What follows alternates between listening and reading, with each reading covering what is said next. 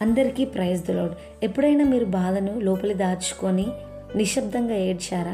అయితే బైబిల్లో నుంచి ఒక చిన్న వాక్యం ఉంది, కానీ చాలా లోతైన అర్థం కలిగి ఉంది. యోహాను సువార్త 11:35లో మనం చూసుకున్నట్టయితే యేసు కన్నీళ్లు విడిచాను. ఇక్కడ యేసు ఎప్పుడు కన్నీళ్లు విడిచాను అంటే, లాజరు యేసుకు చాలా సన్నిహితుడు.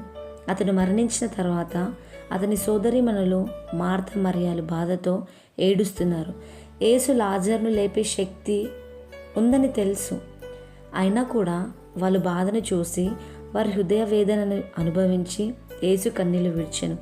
ఇది యేసు మన బాధను తేలికగా తీసుకోవడని చూపిస్తుంది. యేసు దేవుడు అయినా మనిషిలా అనుభూతి చెందాడు. మన బాధలో దూరంగా నిలబడలేదు.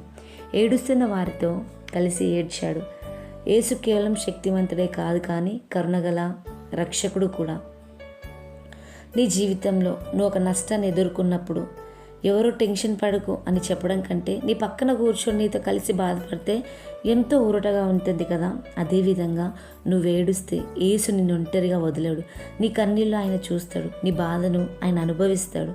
నువ్వు ఏడుస్తే యేసు చూస్తూ ఉండేవాడు కాదు, నీతో కలిసి ఆయన కూడా కన్నీళ్లు విడుస్తాడని ఈ మాటలు ముగిస్తున్నాను. ఆమెన్.